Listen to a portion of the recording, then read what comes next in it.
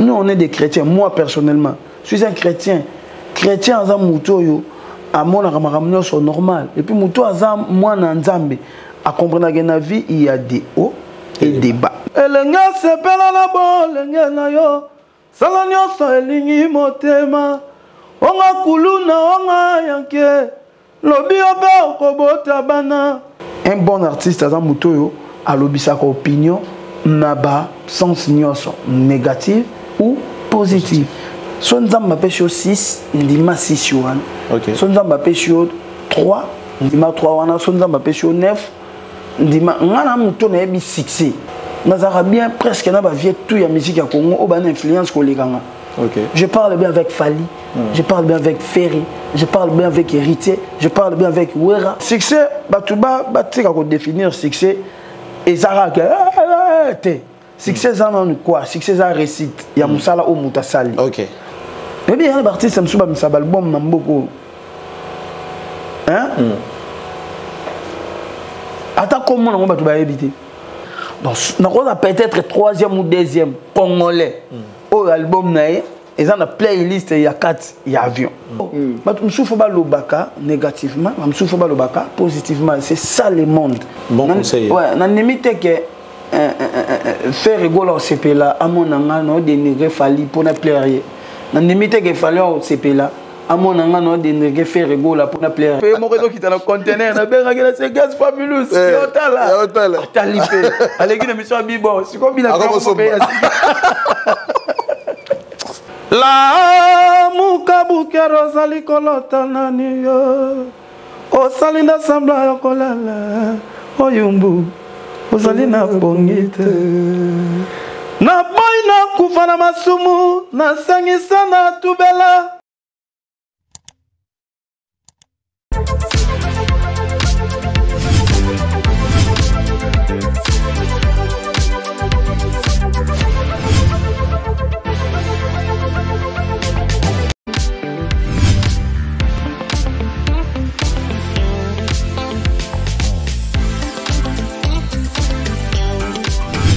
Je le disais en début de cet entretien, vous êtes un jeune entrepreneur et depuis 2015, si j'ai bien travaillé, vous réalisez des bilans carbone, on m'a dit, auprès des entreprises au Congo. Ça veut dire quoi réaliser des bilans carbone pour des entreprises? Alors, les bilans carbone, c'est simplement une photographie hein, de l'activité, ce qui se passe. C'est simplement identifier les émissions de gaz à effet de serre. Oui. C'est-à-dire qu'une entreprise a besoin, à un moment donné, puisqu'on est face à ces enjeux climatiques, à un moment donné, a besoin d'avoir une photographie de son activité. Savoir, est-ce que je pollue? Est-ce que mon activité est plutôt responsable de ce qui se passe aujourd'hui dans la planète? Donc la société a besoin d'avoir une photographie, une sorte d'image. Et cette image, on peut l'obtenir à partir d'un bilan carbone. On va identifier à partir d'une cartographie des flux, donc les flux entrants, sortants de l'entreprise, donc les activités que l'entreprise mène. On va identifier un certain nombre de choses. On va voir les postes qui sont émetteurs de gaz à effet de serre. Et derrière, on va proposer à l'entreprise des solutions, des actions à court terme, moyen terme, long terme, pour pouvoir se conformer, on va dire, aux enjeux climatiques.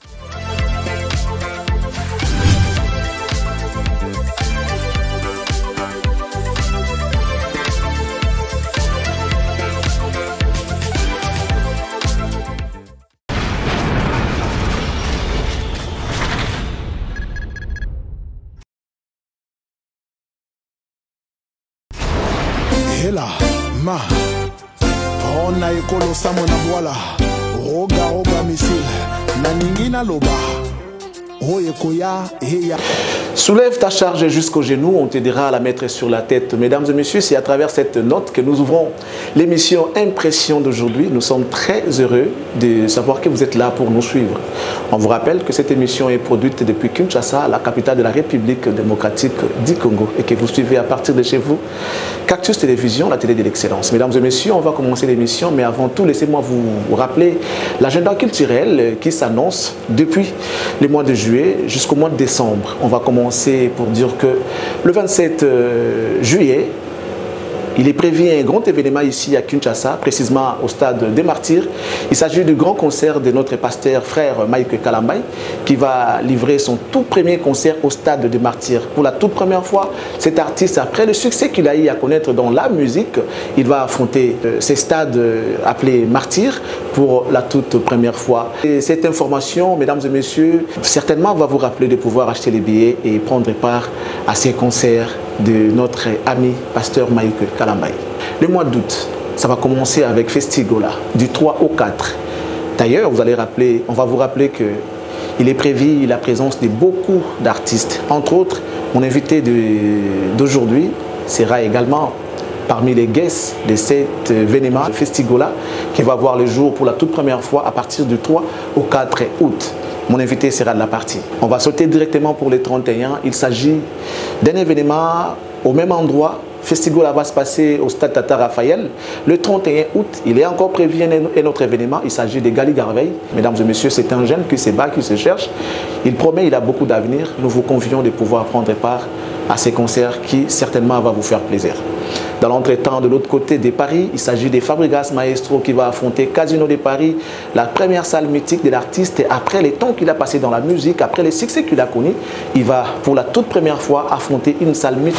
Et au niveau de la France, précisément à Paris, c'est donc Casino de Paris, avec beaucoup d'invités déjà annoncés, mais cet invité qui reste, qui a donné son aval, il s'agit donc de Déplique, Pomba et Alliance. Donc, mesdames et messieurs, vous avez compris, cette complicité, ça va encore se savoir au niveau de cet événement qui aura lieu le 31 août au Casino de Paris. Mesdames et messieurs, le mois de septembre va commencer, du coup, avec l'artiste Binafilé, qui va lui à son tour livrer un concert le 7 septembre dans la salle Avos do Parario. Là nous sommes au Portugal, précisément à Lisbonne, pour la toute première fois, lui à son tour, après les succès qu'il a connus, après les temps qu'il a passé dans la musique. Full Boss, Binafilé, Monsieur Hig sera donc au Portugal, précisément à Lisbonne, avec son groupe, pour livrer ces concerts qui s'annoncent très bien. D'ailleurs, on a assisté plus d'une fois dans ces répétitions. Il est déterminé pour pouvoir livrer son concert le 7 septembre. Nous sommes dans la salle Avos do Parario. Les 14, après les 7, au Portugal, il va se rendre en France, précisément à Lyon, pour un autre concert. La salle n'est pas encore annoncée, mais bientôt, on va revenir pour vous annoncer la salle que cet artiste va livrer son concert les 14. Là, nous sommes à Lyon.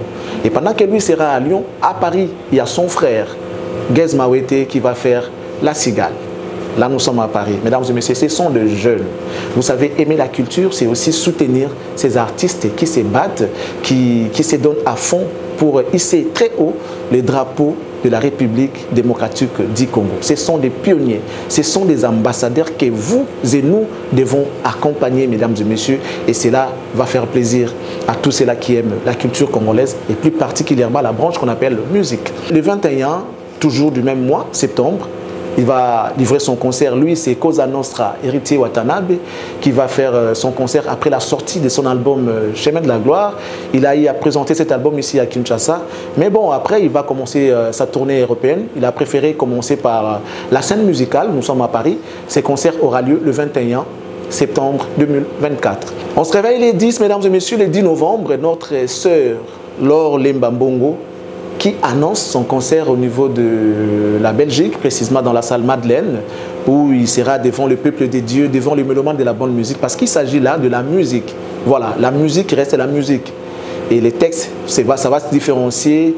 Le texte va alors, on a Binafilé, mais bon, ça reste la musique. Ça reste la musique. Allez-y voir notre sœur Laure Lembambongo. Fali Ipupa, lui à son tour, il continue son bonhomme de chemin. Le 16 novembre, il sera donc à Marseille pour un concert. Et je crois qu'il est habitué, et vous aussi vous êtes habitués à aller voir cet artiste dans ses productions. Il sait le faire, il le fait bien. On vous convie, mesdames et messieurs, d'y prendre part. Le 16, il est à Marseille. Le 22 novembre, il sera donc à Lille pour un concert. Donc il fait sa tournée au niveau de la France. Le 22, il est à Lille. Et le 7 décembre, il sera à Nantes. Voilà, à Nantes. Vous allez comprendre qu'il est en train de tourner. Le 12 décembre, l'artiste sera donc au niveau des Mitsubishi Electric Hall. Là, nous sommes en Allemagne. Et puis le 13, il sera donc à Iber Hit Music. Nous sommes toujours en Allemagne. Voilà. Mais il faut rappeler quand même que les 10 et les 11, sous les stades des Martyrs, ici à Kinshasa, Vous savez, vous avez déjà entendu beaucoup de nous parler de cet événement et je crois que vous êtes prêts pour y prendre part. C'est pour une première dans notre musique que quelqu'un ose, je dis bien ose, faire double stade des martyrs. On va voir ce que ça va donner, mais tout ce qu'on veut, que ça soit une réussite pour l'artiste. Après les temps qu'il a passé, sa tournée a été une réussite. Et à son retour ici à Kinshasa, c'est pour préparer les 10 et les 11. Ça sera au stade des martyrs pour le compte de son 48 heures plus que Jack Bauer. Mesdames et messieurs, c'était l'agenda culturel de la semaine. Ce qui me reste, c'est de recevoir mon invité pour qu'on commence l'entretien.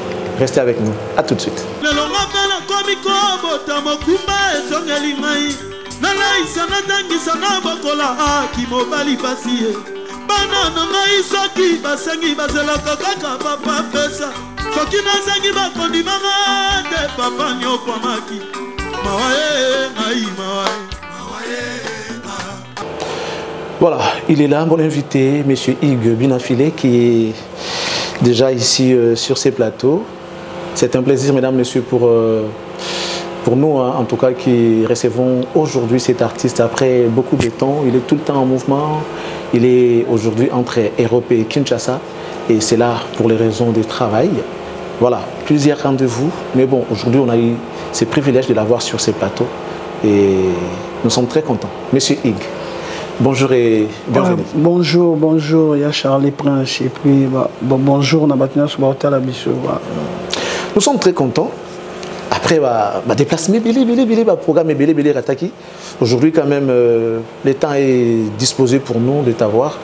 Et déjà, quand tu viens nous voir ici, avant c'était RTVS 1 en 10e rue, aujourd'hui c'est Cactus. Je suis surpris d'avoir ces beaux plateaux. En tout cas, je tiens à vous féliciter déjà. Merci. Et merci pour l'accueil et l'organisation. En tout cas, le plateau impeccable, quoi. Monsieur Hugues, le plateau il est impeccable, ah, ça j'aime. Merci beaucoup, mais dis-nous un peu, santé, ça va? Parce qu'après quand tu bouges trop, nous autres on dirait pas. Non, je suis un peu malade. Si vous le constatez, je suis un peu maigri. Moi, mais apparemment c'est bien, mais comment tu vas faire? Calendrier Zamoulaï tellement au Sandéni. Faut bunda parce on n'a pas de choix. Déjà, on a été en Europe, juste pour finaliser le concert il y a 7 septembre, où ils sont en Portugal, et puis le 14 septembre, ils sont à Lyon.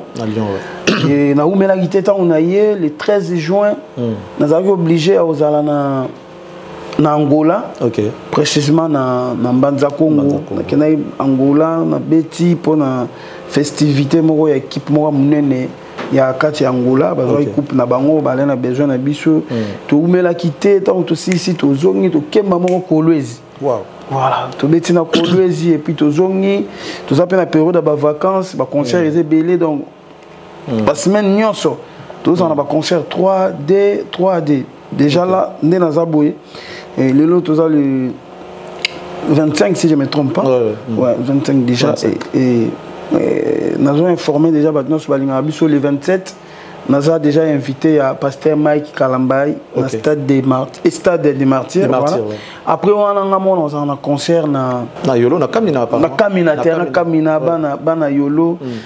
Faina beta de Yakuna, na Baneo et l'équipe, mais Simbagité Siko vraiment.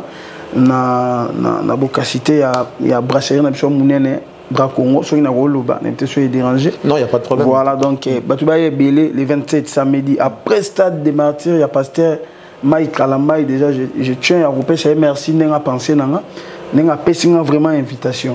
Donc après on a na Yolo précisément na terrain à Kamina et le premier tozonga sous Angola le 1er août tozonga lisusu Angola mangu. Cette fois-ci, tu as na Kwimba, province dans la carte Angola, pour na côte rapide na ba fin fond Angola. Après on a to la tête aux les 3 tozana mitendi na monga fula kuna na village Bralma chez le PDG Richard Majekou. Et les 4 tozana festif Gola. Alors les 4. Voilà, les 4 merci na grand frère na biso faire Gola. Ndenge au penser quand même na ngai. Bachane basé belé mais ce que je mis sur au monde quand même ngai ngolo ba boulot nanga indima mi pas ba grand et puis merci l'équipe nyonso oyo organiser ma mwana ndenge ba bandimi était Hugues Bin affilé azala na événement donc les 4 tous en festival là na stade Tata Raphaël et ensuite bah programme sous ces alliés pour continuer. Ah d'accord. Donc toujours baluka. Ça c'est bien. Et là et tikenga mkezali plus Angola. Équipe au Ezui coupe et l'équipe angolaise. Voilà. Équipe Angola Ezui coupe Nango. San Salvador comme équipe. San Salvador. San Salvador. San Salvador. Ah, ça c'est bien. Donc les équipes Yambanza Congo, ce que je sache. Ouais, les équipes Yambanza Congo. Donc il y a province d'Ouzaïr. Yes. Et puis nous, on était invités par le gouverneur. Wow. Il y a d'Ouzaïr. Cette fois-ci, tout le monde est na fête il y a Cidade il y a Quimba. Donc dans la fête il y a ville Moeza na Angola, ville province Moeza Quimba. Dans la fête il y a ville il y a province na Bango. OK. Donc babi ba même la bisoka bina filé. Donc différence c'est ça qui obeta. Il y a Luanda. Na Luanda. Bon les arabes plus bisomo. Bisoba congolais. Congolais bengi mninga Congolais, bengi ndeko congolais. Parce qu'on va province c'est plus ba Colombo quand bazo benga. Voilà. Et là on est ça la marabon parce que tu es un manager qui est fort ou bien ça parce que Bangonde bazoya vers pour musique et quota. Na habité les années manager je vais peut-être les atouts. OK. Non manager, j'ai des chansons. OK. Je suis un peu connu. Non secrétaire, j'ai toute une équipe derrière moi qui travaille avec moi et peut-être c'est une grâce aussi. Nzambe soaza pemen na yo en fond ba nzela on s'attendre parce que nous tant aux ara na Congo sur bito OK beta na Angola. Mingi tout monara Luanda na capitale. Mais ngana na muto na sali soyo na sali Mbanza Congo deux fois et na 4 na province na sali Noki. On est ba province Angola donc net na Noki to kenda beta ba tu ba yebi linga la penza te me ba banze monanga na linga. Na sali Noki lelo beno kendo sala na ko beta na Quimba. Bon, ils a ba mboka na bango ya kati donc ceux qui va bengi choti va kuna dans ngolo ba musique na yo et déborder vraiment. Et c'est loin na milé ya ba congolais au bazo fanda na Angola et quotiti na ba milé ya bango bangolais. Donc en gros moi je dirais tout simplement c'est une grâce et puis ça ma volonté à Moussala et puis merci na batunya so oyo bazo rata ya la promotion ya banze monanga surtout ba congolais bazo vivre en étranger grâce na bango tous allez un peu consommer na ba étranger et puis on yo sala qui peut sarabiso ba production voilà ça c'est bien. Alors aujourd'hui on va quand même se dire aujourd'hui la vie entre Afrique et Europe. Vino le commis pinda moi tant dans mon Afrique tant dans mon Europe précisément pas na biso na Congo. Alors j'aimerais savoir bien affilé d'avant cette vie que tu as aujourd'hui sur le plan professionnel aux dans mon Europe dans na Congo avant makambo wana aux aki bien affilé to yebaki et le fait que mon position wana Europe pour na yo et même Europe est enseigné sur le plan professionnel. Qu'est-ce que tu as appris au fait? Ouais, ma découverte est belle. Okay. Déjà l'album nanga est sur le marché détermination en réalisant plus en Europe. OK. Donc na salle ba travaux on a ba musicien nanga on a commis en Europe na travailler pe na ba studio eza vraiment bien pour na biso. OK. Na découvrir pe ma mususu eza ka boye loko boye eza ka boye le loboye naza filé na SACEM. OK. Ba droit de terre nanga e bimanga na SACEM boso eza ki bongote. OK. Et le loboye na locataire na France. OK. Au moins ouais eza ka boye le loboye na bike donc ndenge naza boye ndenge naza na France mo fona futara ba impôt. OK. Na futara ba impôt nanga ta ki artiste.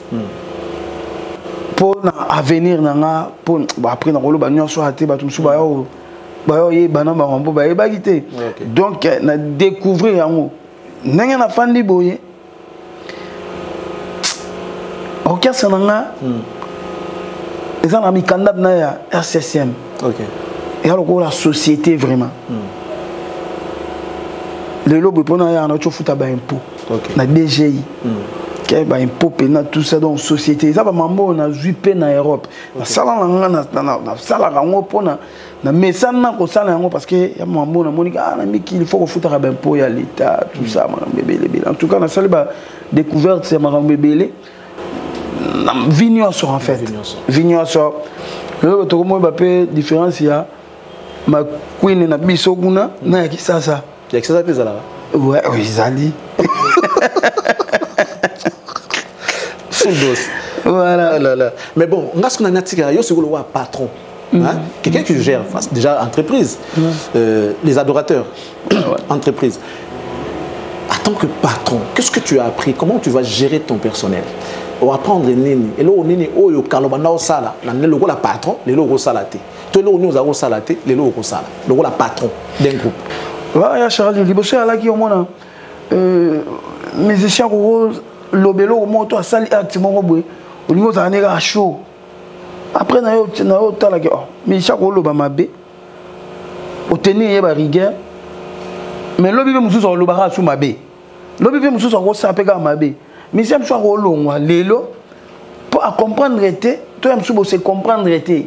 Ba penser na dans des mususu. Accueillir place accueillir moni que simbité ayo ozonga. Mais au moins tant akendaki ba ninga oyo batikalaki bazo tenir ba rigueur ebele. Mais au moins peka na 4 ba ningo batikalaki bato mususu ba ça peka mamba mabe. Ba acte mabe donc. Na ko ça la religion na maman tu comprendre que faut na mettre la place à papa. Je suis un père maintenant. Il y a bateau yo l'orchestre nanga il y a des gens au bazar ba mikolo nanga na âge il y a des CO tous en bango ba âge moko ils en ba oyo bazar ba l'équiper mais comme j'ai une vision on nzamba pesinga na vision nzamba pesinga na ba provision na ba capacité wana ya ko gérer bateau ça na mo expérience ya mara mususu bango ba ebité bango ba moniter donc faut na motema monene ya ko gérer bango en termes ya finance. Ça, je l'ai toujours été un bon patron pour mes artistes. Okay. J'ai toujours été comme ça. Ce qui est côté, il faut tout partager. Il y a aussi des moments où ils arrivent côté, tu as pété. Suite, il y a des photo ça dans la carte orchestre. Nous avons toujours temps en fan, c'est bon, non. 3 concerts au bêta. Nous avons libéré Binoté. Pour toi, nous avons libéré ça là. Intérêt dans moi, il y a bisognos. Donc, tout serré moi ceinture. Donc voilà. Ok. Donc tu veux dire que l'Europe t'a beaucoup aidé par rapport à ta carrière. L'Europe t'a aidé quand même. T'as beaucoup aidé dans ma bébé. Oh, il y a sur le plan d'être autour de tant que patron. Bon, Europe karaté partout dans Tamboli. L'intégration. Il y a aussi des conseils au Batubapé Sangas à la canne à Kongona qui n'a pas pototé. Ma repéso conseil au Moutoumsoa à rappeler Europe à pêcher au Yangote. Donc, on m'a son nom à Mokili et Dengai, Europe aussi. Na Kenda parfois qui décide na mission na Monande, Batuba se comporter à Naïbi Mandam. Na Kenda Badurba, Bolekiba Uganda, na musicien au Mona. Ozoyiba iba yangwana sali force nanga yangwana etonginga na jupe ba déception belé na mokili ba trahison ba déception nyonso wana za mambo etonginga donc na yo comprendre que na vie nanga faut na zela ka meilleur te faut na zela pe ba mauvais temps na zela ka pe ba bon moment na zela ka ba rose na zela pe na bepine c'est ça un homme. OK. Donc pour avoir une bonne carrière faut les kanama mwana nyonso fait la tout autour na mabena malam na likolo na se nyonso na yango nde etongaka mutu. Donc voilà. Je te jure, pardon, que je suis face à un autre bien affilié aujourd'hui. Sincèrement, ouais. Laisse-moi te dire, quand nous avons Iga Koli, sincèrement, j'ai constaté que Lelo, il est vraiment Iga Kola, Penda Iga Koli Makasi. Sur le plan même, ta façon de parler a changé. Ouais, on sent la maturité par rapport à te dire, bien que tu côté dans la profondeur, mais je sens quand même qu'il y a une autre manière de réfléchir. J'ai repris ma façon de parler. Ah, tu as repris? Ouais. Oh, c'est pas que ma façon de parler a changé, non. Pour répondre en mots. Ouais, j'ai repris ma façon de parler. Et qui n'a pas pour répondre. Cette façon de parler, c'était. J'étais un peu perturbé là bas. Ah bon? Bah, ici, au monde, quand on veut réussir, il y aura aussi des attaques où il y a des parts et d'autres. Parce que ça monde, oh, tu es ma colosika. Ma carte cercle, on a au couti bâtiment, on a géré déjà cercle. Si on a le bateau, on a géré succès, quoi, en fait. Bato bazo réussir déjà tant yo koti au koti batut ya Charles bato nya so ba oza contenté ba mona yo pe oza ko évoluer au monde et il y aura des attaques ko ya o yo lukape o se fait victime au répondre au salaboyer tout ça et comment qui peut moment on comment qui et maintenant là j'ai repris ma façon de parler et ma façon d'être voilà sur non a changé de raison les années au répondre. Pardon? Raison des années. Parce que dans mon utilité, dans mon côté, on comprend que je suis une étoile. une étoile a été toujours combattue. Mais Dieu a toujours derrière bateau ya pesi bango ba étoile et pour na ko côté la bango ko bundé la bango voilà na son choix. Ah, ça c'est bien. On parle maintenant profession, hein. On parle profession. Vous avez un tout dernier album sur les marchés. On a un album voilà. Un bel album avec de très très belles chansons dedans. Avec la qualité artistique élevée, il y a l'album Nayo. Je sais que tu avais tout donné, mais lorsque tu écoutes les gens qui disent que ça n'a pas marché, et une fois Nayo Kalmo Poba qui n'ont oyebi que l'album Nayo et marché, l'album ne marche pas. Tu faisais allusion à quoi? Mais c'est la réalité. Parce que bon, en fait, bon, vous définissez comment la réussite d'un album. Et ça va sur quel plan? Au salut l'album il y a 17 titres, 17 titres Nyoso et au bêta. Ok. On a sur le plan sur C. Et ça récite, c'est une récite. Au salut album, il y a 17 nzembo. 17 nzembo, nyoso, to 20 nzembo. Nyoso est au bêta, qui est en terme à C. Mais nyoso est consommé dans catégorie à Batumoro Boye, jusqu'à là, on a l'habitude que bien fait l'album à Mabé. Côté profession, 100 sur 100. Parce que nous avons critiqué que bien fait l'album à Mabé. Mais tant que l'album est bétité, ndenge ya liboso betaka. Il m'a loba, au salle peut être 20 titres. Mais les titres est accroché et ça est un minimum par rapport à où est accroché Penzati. Mais c'est une réalité. Nous on est des chrétiens, moi personnellement, je suis un chrétien.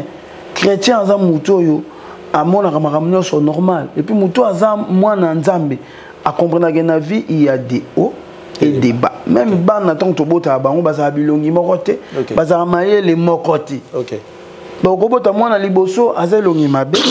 Mais au boti moi na mi balé, abimi kitoko makasi. Au boti pe moi na mi sa to abimi amsuna défaut na liboko.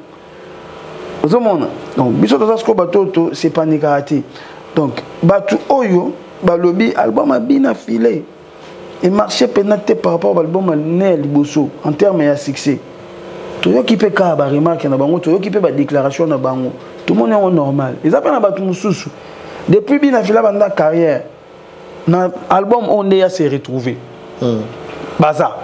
Il y a des gens responsables, on a donc 100 yango ma trop. Oye mano banze moment, nzemono ana elenga sepela na bo lenga na yo. Salanyo so elingi motema. Onga kuluna onga yanke. Lobi obe okobota bana. Mabe ozo sala na le présent. Ekoki kolanda fitina yo. Oyibaki bakoyiba yo.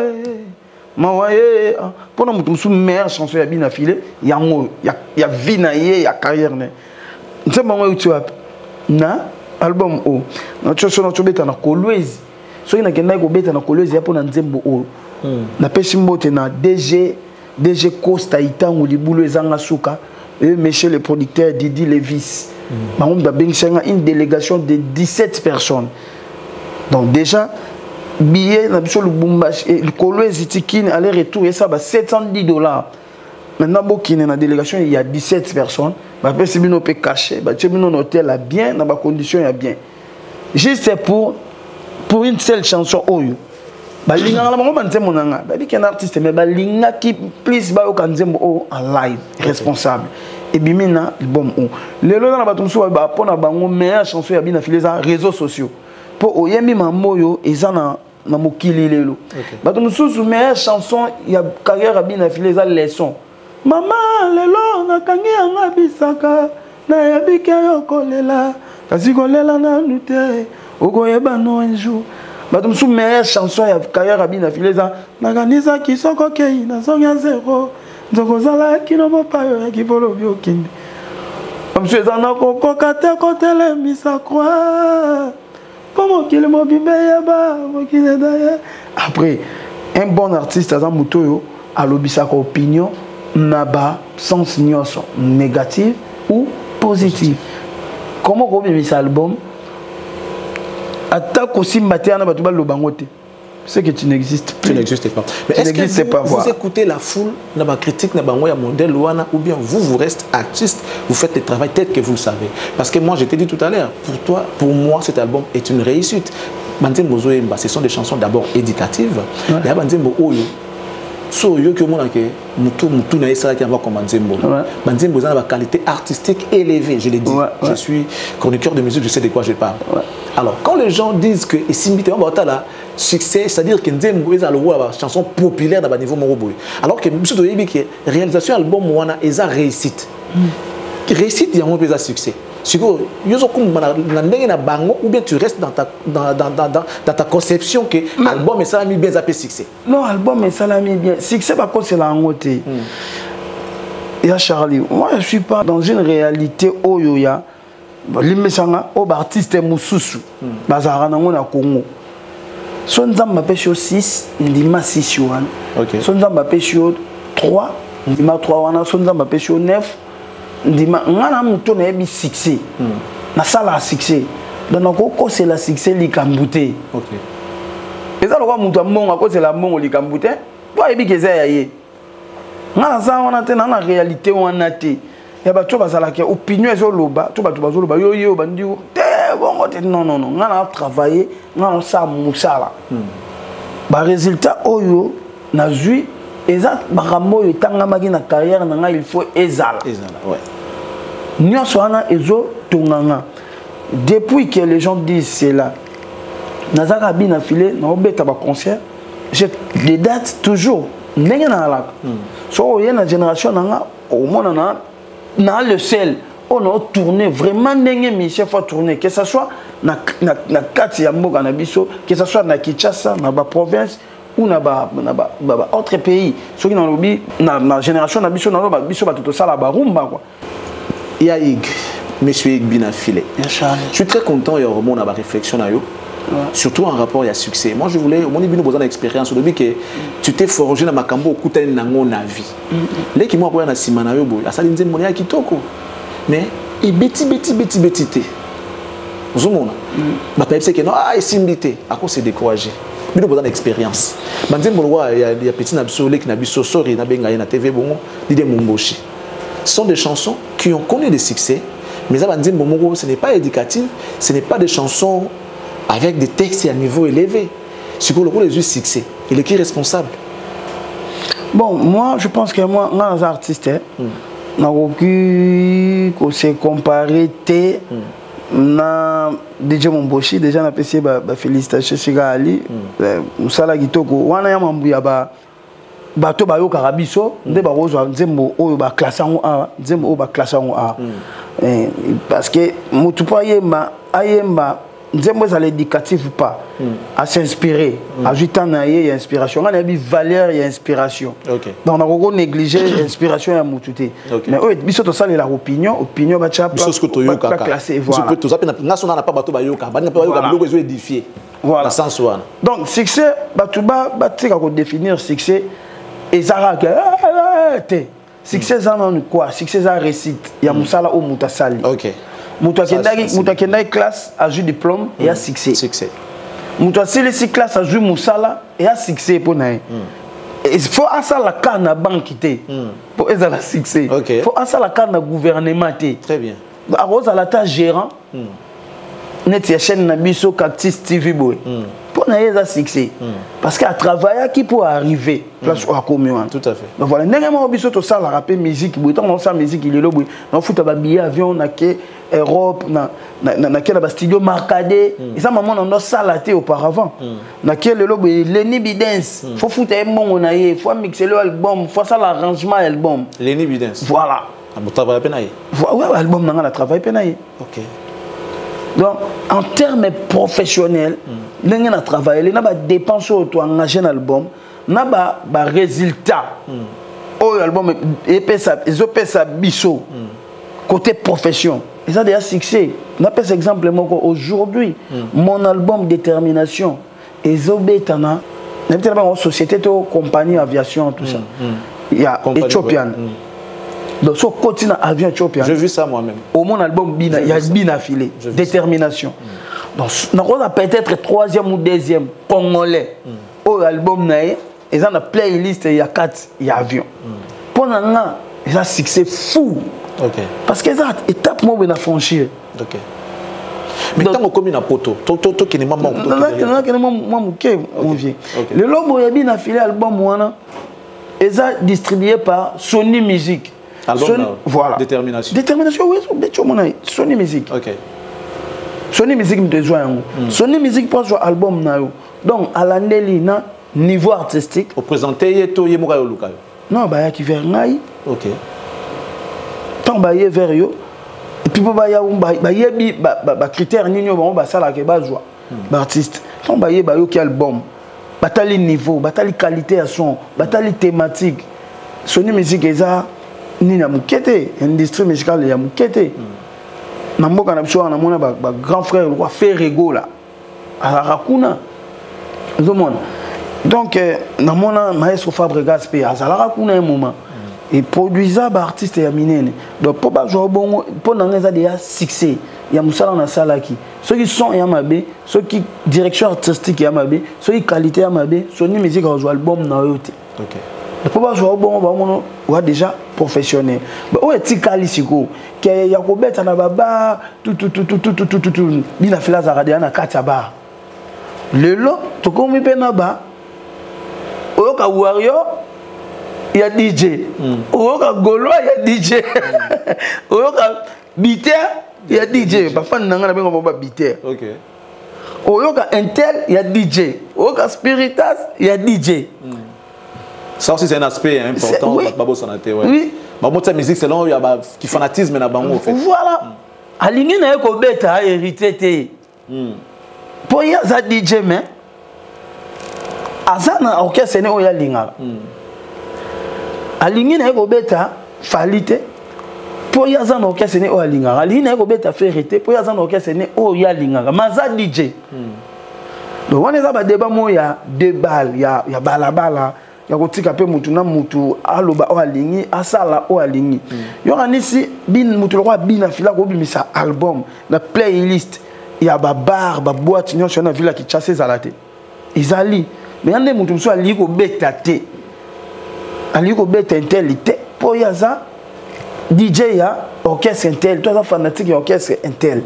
Vu que la guerre na biso on peut la musique comment médiatiser et comment na ndenge e comme la wana. Au monde, au moins mutu so aza DJ, mais na groupe à WhatsApp ya orchestre mo boy. Donc ba contrôler na boulot de l'orchestre wana yo so beti nzemba nano. C'est quoi la vision, c'est quoi ta vision pour ta musique en fait? Pour comme la poto lelo, beaucoup d'artistes ont changé leur vie à partir de featuring. On prend l'exemple de Fally Ipupa par exemple, quand il a commencé, il a fait des featuring lelo et comment au foutaye. Ba featuring mais maintenant ba horizon autant sous bino na côté à monter, il y a ça déjà on a parce que featuring na mutumo na Guadeloupe et Kenda yé pas kota kuna. Ça dans mon en Nigeria yé pas kota kuna. Alors aujourd'hui tu es en Europe, tu vois comment les artistes évoluent. De ce côté-là, quelle est ta vision? Ouais, en tout cas, ils ont chemin moi il y a bien. Oh bah grand frère n'abso bah sali liboso, tout le monde y va onde bah bandaki, tout le monde y penzela onde bah zomata. Je pense que maintenant mutu place aza, à Otala, mamba bien bah copier ango. Ya ma bende bah copier raté. Après à Otala, lobby, ceux qui n'zamba fongoli, banzela. Tout côté rana nzela ngo ezo mema bah vient n'abso likolo, biso peto zawana. Prochain album, bien on aura des featuring oui, avec des artistes. Oui, bien sûr. Déjà peut-être ça, peut-être ça chance à voyer. Bah, t'as cible bien que non solité, ils ont ciblé. Il y a Liban dans la tonne, Liban plus, Liban plus. La cible na non, Liban dans nouté. Liban dans nouté. Liban dans nouté. Ah, yo ce que vous voulez na kati. La charité bien ordonnée commence par soi-même. Et bien ngana artiste depuis la banda carrière en solo. Non na imana mututé dans l'album nanga. OK. Non na invita mututé a imana. OK. Na koma banze monanga ngamoko. Na sali arrangement nango ngamoko. OK. Na koti studio ngamoko. Donc na yemana mututeke na sala album boina benga vie moka changa poa. Thomas Tamo changa poa grâce na yeba yo kangate. En tout cas nzamba sala nga grâce na yemba kanga mona ba artiste nanga. Et cette fois-ci na préparé pas album nanga Victoire. Na kata Victoire, ndena lingi na invité pe moi des grands, des grands il y a musique congolaise. Déjà dans nos sacs, nous avons un moment fona yemba na vient na biso Koffi Olomide. OK. Voilà. Malgré temps ils ont payé sa penzate au moins on a payé ce programme boyamo vient na voyage, vient en Europe, en Afrique. En Europe, vient en Afrique. Mais tout a été déjà établi, mais jusqu'à là non nous tout mais au tali aspect Aspect on a attendu qu'on fait Koffi Olomide. Mais moi quand on est na bombi. Aspect harmonie à ma voix. Au moment que ça va aller avec Koffi Olomide, il y a Koffi Olomide. Et qui ne makasi. Ah bon? Ouais, pour nga na kati na ngai bon na bombi ga. T'es tout solo là. Quand on t'a siko yoza deuxiémiste. Et kene. Il est deuxiémiste. Bon, yembande. Non, en gros toi ka ba chanteur. OK. Nga na chanteur on za masala grâce na polyvalent. OK. Na koyemba likolo, na koyemba na se, na koyemba na katikati, na voilà. Nzamba pesanga moi nguya wana. Et là donc, vous serez dans quel style de musique? Musique à bien filette, qui bien philisme. OK. Dans l'album Victoire au fait. Mesdames, messieurs, vous avez entendu Victoire. Il y a un featuring qui est annoncé. Bien affilé featuring. Poma mise si ekauka onanga. O nzambala kakinga moni lokolezo umela. Bonanga sengite satan mokwazo proposer. No boya zola lima gaita. Apolo fena sumo pawaye. Ebemele la gade poma mise si ekauka. O nzambala kakinga moni lokolezo umela. Boneranga na sengite satan mokwazo proposer. Na boya zola lima. Wow, ça s'annonce bien, hein, franchement. Parce que vous êtes à moi, les gars avant goût. Ah, koba pasa mokili. Yango esi elati nzoto. Est-ce que ngala ko résister? Gamu pa waye. Ah, koba pasa mokili yango esi elati nzoto. Est-ce que ngala ko kanga motema? Ah, ko aje pusani. Bapasi alingi kotika ngaite. Est-ce que ngala ko résister? Gamu pa waye.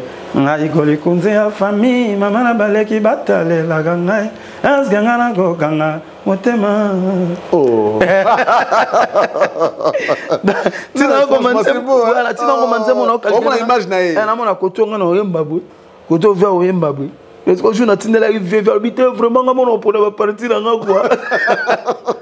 Mais l'idée est de doubler. Oui, ça dit bien. Vous voulez boyer mbabo panzango mais l'idée est de doubler. Yo ke ya landi ya ça dit bien. Ya landi ya ke pour côté moto ya.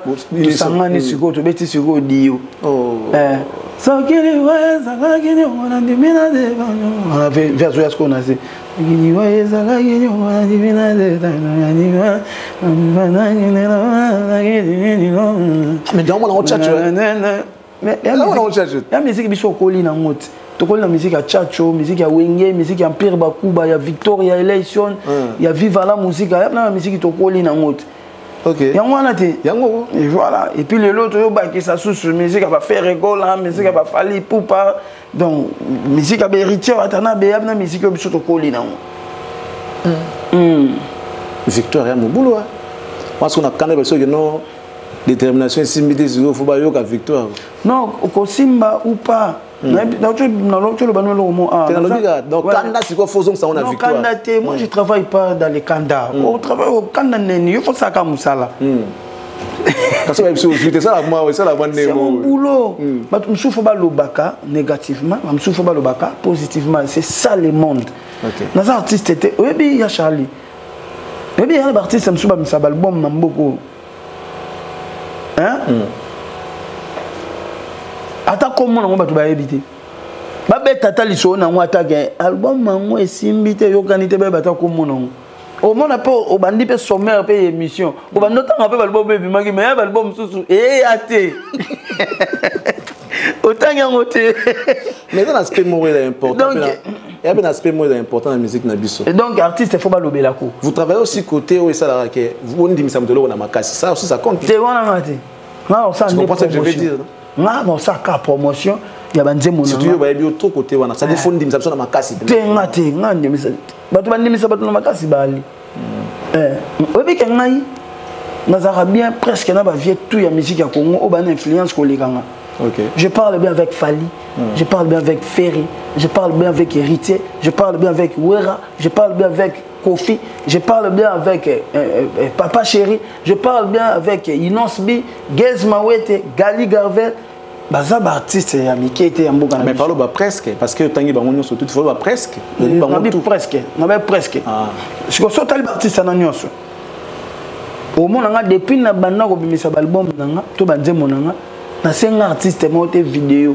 Kende ni ça nga no vidéo pour influence na yo et jouer na musala nanga ngana yebi ke so na bimisi to na kati battle que ça soit ba niveau na biso na yebi ke vio na niveau alekinga master o na niveau alekinga master o na lekinga mais to komi na terrain to bunda publika zwango ndenga zwango soki na laki mutu ya ondemisa batu bilo na makasi kasi au moins na batu ana tu on atangi ndo senga bomba vidéo comprendre ndenga système ça la vidéo po lokola vena to faire ça trop populaire batu ne balinga ba yo kanze monanga ça la vite mais na sepela parce qu'on a monara ba vie bango mo ba reconnaître boulot ya petit ba master ba zo reconnaître boulot na fanda je me suis na moni gezma weta tinenga vidéo ya nze monanga ya problème na fanda je me suis na mission na moni inos bien je mbanze monanga héritier watana be kutu ko lobate vena biso fali na mona les États-Unis je vais pendant ça live na ba mission na ba oye mbanze monanga na mona vena biso Koffi Olomide donc yekutu a kumisa ananga so asilisio mona kiti aebina bene a filmer ko mona roi la chanteuse du moment guni na yoka donc la force à manga mais l'influence à lelo ne obi que c'est influence ma kasi côté wa on a gaulois et puis ça va partir c'est sous connotation ba joie couleur yo na couleur ne ana bina file pecha ba vena et tout voilà on a couleur té OK on a couleur té après ça on a mis la couleur on a gagné ni na quatre couleurs confiance ça vient dans wanat non je pense que ba vient na biso na ba kana pour ça ba mon to respecter ba mon balé ba bi pas chaque carrière collègue biso ba vient na biso na bon conseil ouais na limite que faire rigolo au CPLA à mon anga no dénigrer fali pour na plaire na limite que fallait au CPLA à mon anga no dénigrer faire rigolo pour na plaire pour ba difficulté ba on va coûter na mon carrière na place au bakomi lelo biso na to komi ngote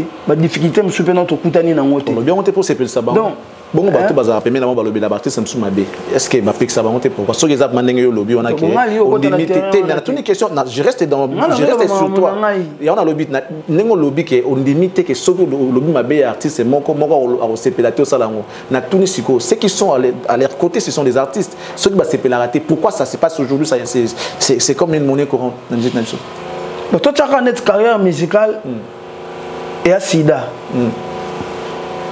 Sida tu as une carrière musicale récite dans la musique et à Sida c'est contagieuse tu as une maladie mortelle et bomaka ya maladie boye donc c'est que so ça bon c'est que fallait na faire banda Sida c'est que so que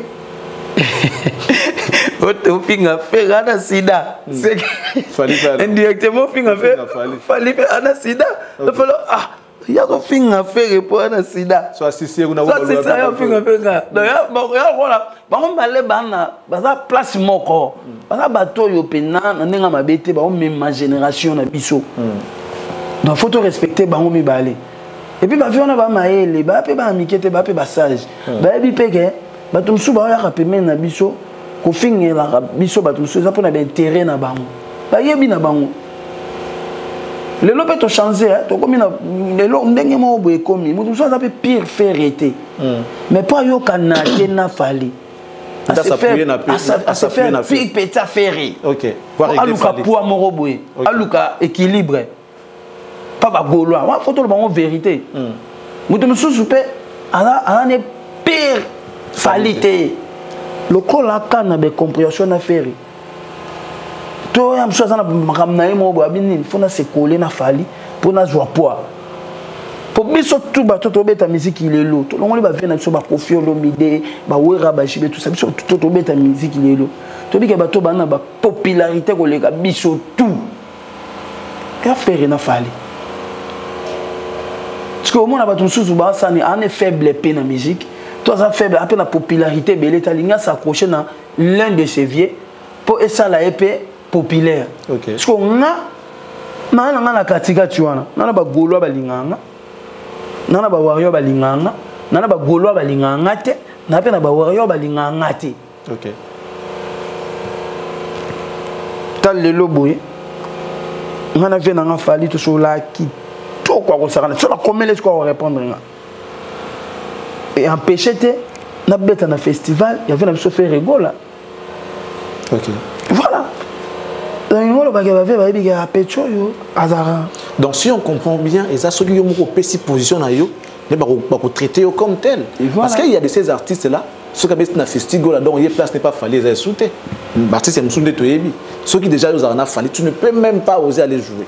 Si tu veux des exemples, je peux te donner. Si tu veux. Il y a des artistes, artistes Oyo, pire petit, il vient tel. Artiste Oyo, pire petit, il vient tel. Il y a aussi des artistes Oyo, pire petit, il y a viété, mais il y a respecter la vie, on a pu respecter la banque, on va considérer la banque. Nous on a ce qu'on va bichou. Ok. On a pour ça canter. On va parler des festivals là rapidement. Ouais. Tu as été contacté comment? Qui t'a contacté Michel Bass. Okay. À partir à Paris. Okay. Merci. Michel Bass. Projet mais parmi les jeunes artistes au Bachar la rumba, on a fait sélectionner. Caché non combien? Voilà. Festival personne n'a caché. On peut faire sur ma cachette. Ouais. Au nom de Dieu, sur les têtes de mes enfants, on a monté pour la télé. Ok. Et puis quand on a kenné, on a vu qu'avance, on a caché, on a bâti, on a l'arme, on a soumis nous. Donc moi, mini bis, il y a orchestre. On a bien bâti ici. Ah ok. Dans la vie, on a vu au festival, on a souvenir. Ouais, donc. Combien de temps il y a prestation? Comme la bus. Oui, on a mini bis, on a donc surtout que concert. Ils ont un peu de bango et qui est tiki bango ils ont ici bango. Il y a ça qu'on sait gêner là. Tant on a vu là on a nécessaire gêner on bâtit ça là on a payé nous. Heureusement na yeba ni pene mani maemba bassin à manga autoservice. Il y a des grands hélicoptères, na ba avion, à part char de combat. Et là où tu es tambola il y a des grands. Et il y a des gaz Fabio Salobara. Nene. Il y a des gaz à la bague. Je sommes mais pas nos contours. Ok, on t'a couleur contour. Parce que la vie était notre pays mon réseau qui était dans le conteneur. Na ben regarde c'est gaz fabuleux. T'as là. T'as lipé. Allez qui mission à Bibo. C'est comme il a mais c'est bien l'ambiance entre les artistes. Vous avez dit pour la première fois au Galo c'est Karato Sidika. Non. Le jour où il a dit ça. On a eu style la musique de la bango et de la bogo. La mona il style la musique et puis il y a des artistes bango ba la musique na bango ya rap. Batakana bango na bango mais si a raisonner a kaita côté nga c'est que na cible moi ya bien. Donc après na pour ça au taper côté na biso. Au taper côté na biso. Moni et voilà et puis période on rappelle les mon encore fort sous pour ba to bien bien filé par lobaka à deux fois parce que ba to bazeli retour bazuité ngala ke na normal na bité to ça on a yete yeza à ça on a moté maté eza non critique eza style la musique na bango faut attaquer jour on dit ala les mutu so moni etabi bête on a bien filé tu n'as pas compris là et tout na fona babi on a bien filé à son babi tout je les salue Gaz Fabulous Bambo voilà on va aller festival la prestation combien de temps 45 minutes un bon cachet en tout cas ça me suffit hein. Na 45 minutes ça va hein? Ouais ça me suffit et ça te dit quoi après on a mon qui on vient biso nani et puis on a Michel Bass sabenga après on a kin tabenga DG Polo et les jours pe na kena na kena jouer l'art nanga ba il faut ngana bino secrétaire nanga ni mta jouer ba mbonga ba concert habité a faut yo mo bina oya au signé OK voilà donc on a kepe na signé na mona ba enveloppe pe za gane belé na mona enveloppe mo ba komi we rançon et vimba et les collègues yanga tu comprends que non il y a du sérieux on a beaucoup gala tia to ko gala ndeni atayo moko nabi non ah ben il y a du sérieux mais comment on a we rançon à bête na festival là ça te dit quelque chose tu pouvais imaginer que we a bête na festival là pourquoi pas avec tout ce qu'il y a eu, tout ce qui s'est dit entre Weranson et Ferrigola, par exemple. Après ça, Mboule bête à rapper, si la ce qui est un problème entre Venabso et Ferrigola, on a Venabso et Weranson. Ça m'a dit qu'il y a un problème, il y a un capé ici, là, et voilà.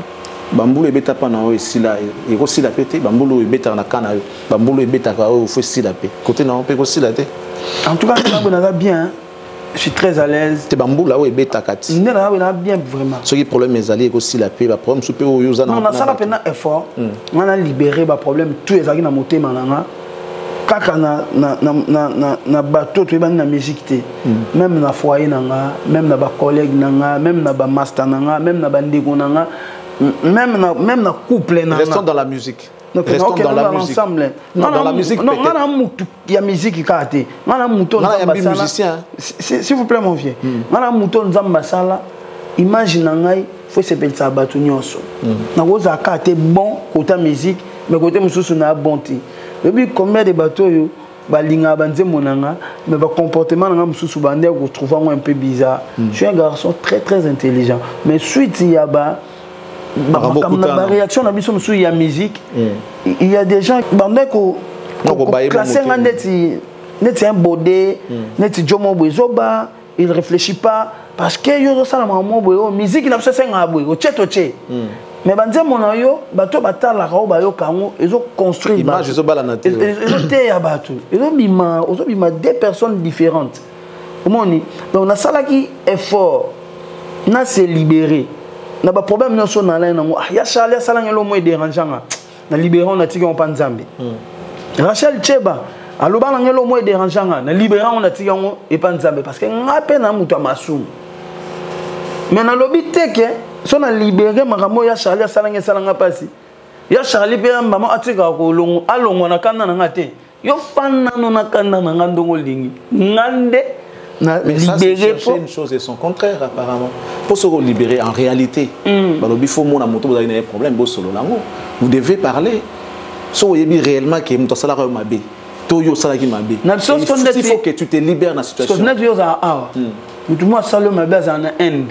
Faut que sous visa de yo limbisi noé de faut que sous visa au billet au question que non tu sais bien que même par téléphone tu peux le faire ou bien par correspondance je sais pas tu peux le faire étant donné que tu veux vraiment te libérer il faut le faire il faut pas que ça la moi à moitié non, sinon tu vas faire construire sans terminer et c'est comme on dit c'est détruire si vraiment tu veux te libérer non ça la légion na mutu non non ça la légion na mutu te ngana ça la légion na batu na bika na motinda mi ya nzambe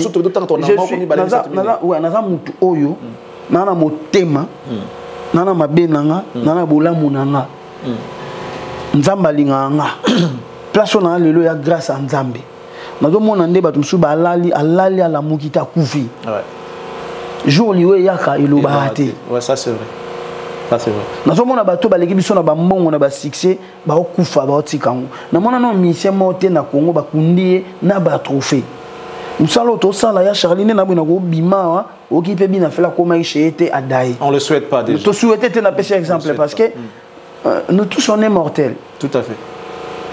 Na profiter na pesa ba sincère condoléances na famille biologique ya leader na ngai ex leader na ngai Apago. OK.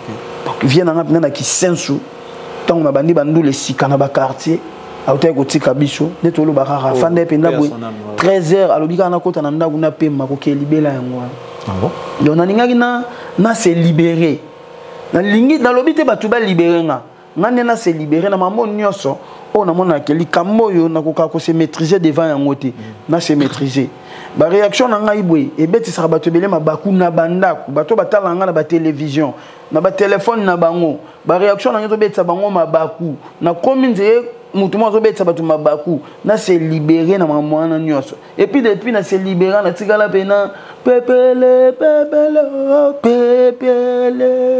ok Angola pepele.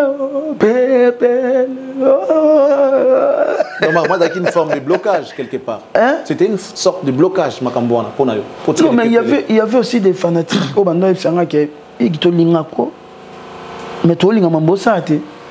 y avait aussi des fanatiques. Il y a préféré dire mon nom en il y a un concert noté. Pour y avoir un concert, nous sommes finis aussi, les gars. Vraiment. Net mi kono na tout les sadio mo banda ya finga no concert c'est na changer na zone ça te c'est bena yi otuli na changer dans son ba pesa qui est là a déranger pas déranger sa mission na la façon que ça la rabat c'est bena na changer et puis ba tu vas comprendre qui point faible nanga Tu es impulsif. Voilà, je suis impulsif. Donc, ça. Comment on a nature donc et ça qui est comme bien mingité et comme même n'a parlé au monde rapport à moi na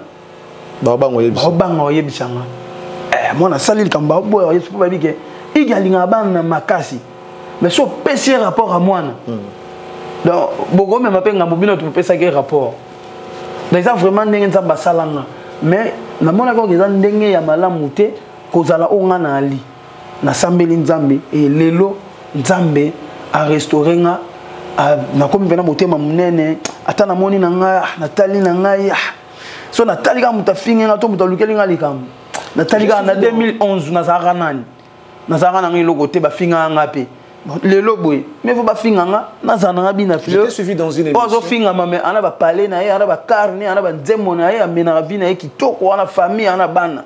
Je suis en train de répéter tes propos sur une otenga mango au Sembolinga Kaka.